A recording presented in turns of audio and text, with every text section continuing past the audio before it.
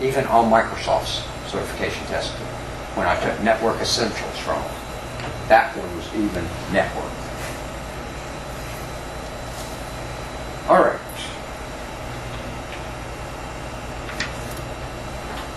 Now,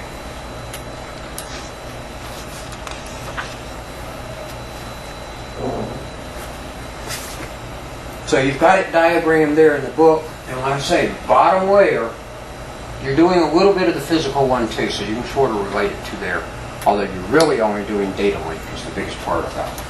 So that's why they don't draw your chart all the way down. All right, questions on the model?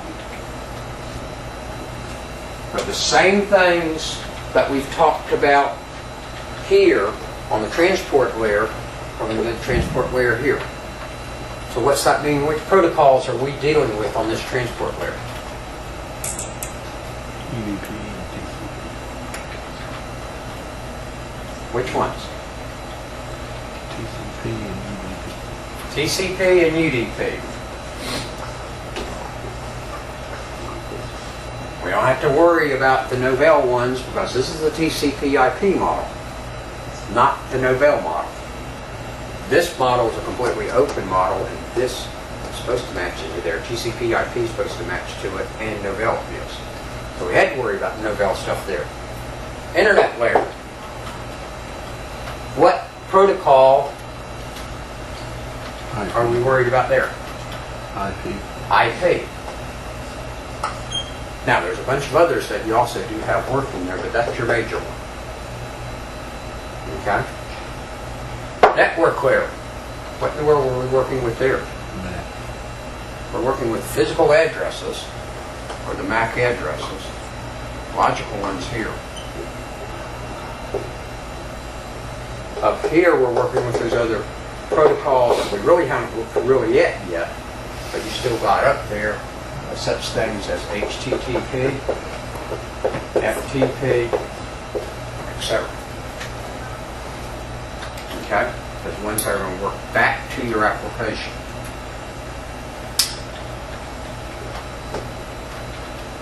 Devices, what were we worried about here?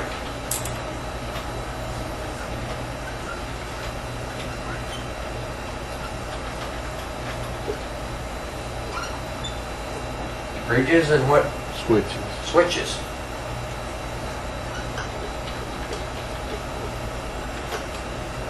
What devices were we worried about on the internet layer? Routers. Routers.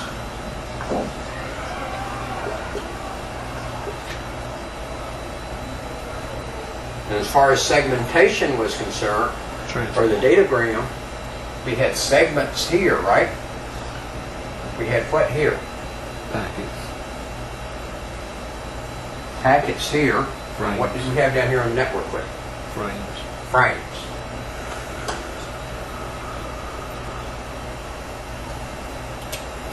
And notice where it all fits together with what we already know. Right? Any questions on that? So everybody got the basic model straight now? All right. Now, let's look at some protocols. And the first two that they want to look at, and we're looking at TCP/IP protocols right here at this point. And notice some of these as we look on through the chapter, we're not going to spend a whole lot of time on, and then a few of them we're going to spend a good bit of time on. But some of these we've already spent a large amount of time on. And some of these we've already spent some on that they haven't spent as much on. But the first two are going to be our data link ones that we're going to be concerned about, and that's going to be SLIP and PPP. Which is going to, SLIP is serial line internet protocol. Internet protocol.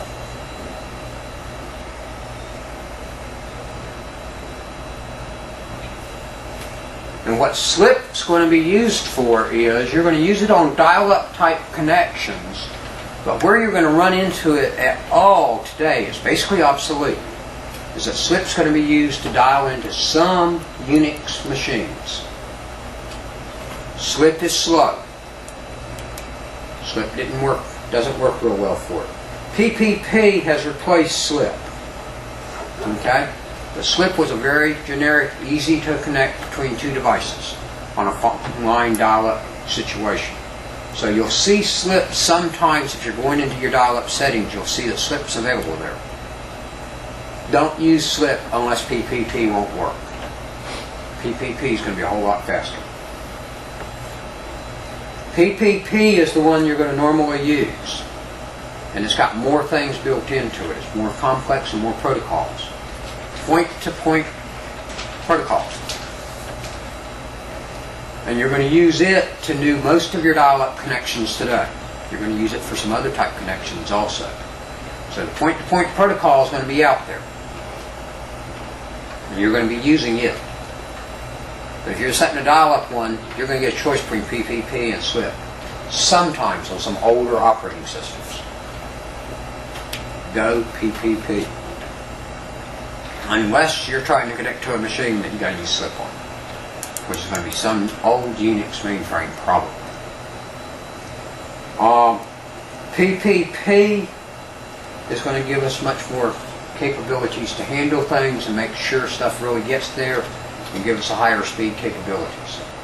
So we're going to come back later in the book and talk about PPP and SLIP actually.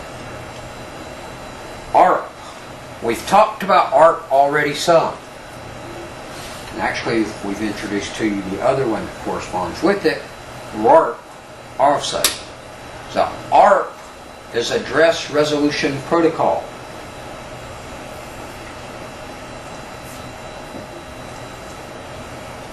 So it is going to sit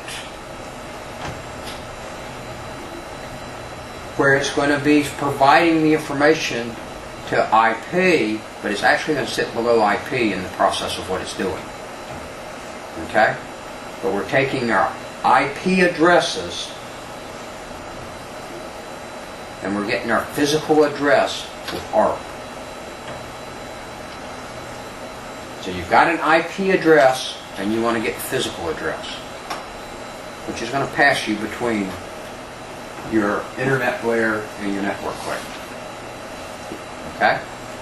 So ARP's going to give you the ability to do that.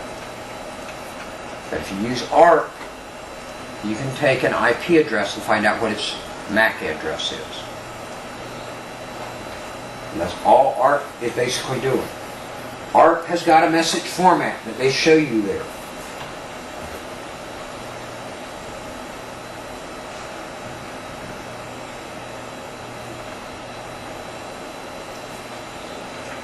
And that first one is the hardware type, which is the type of address, hardware address that they're looking for. If you're working with Ethernet or token ring, it's a type 1 physical address you're actually looking for. Protocol type. What is the protocol you're using that the logical address came from? Because ARP is going from your logical address to your physical address. So you're concerned about IP right here, so you're normally going to see 0800 telling you it's an IP address that you're trying to find a MAC address for. The next thing is, what's the hardware size? That is, what's the size of that hardware address? And guess what? That's standard out there, but they still ask you that one. Because it is standard, because it's 6 bytes long. And we've already established what's in there. What's in the first 3 bytes of that 6-byte hardware address? OUI. What?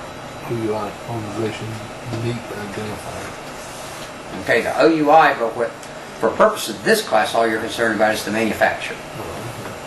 Okay? And then the second part is going to be a serial number for that device.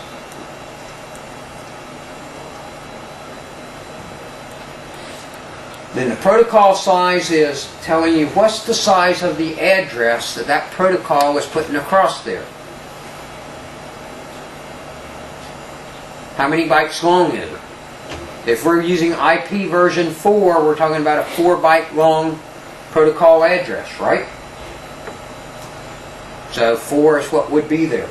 So there on page 210 in your book, be aware that they're saying, when they said for IP addresses, it's IP version 4 addresses. Because for IP version 6 addresses, the number is different. Okay?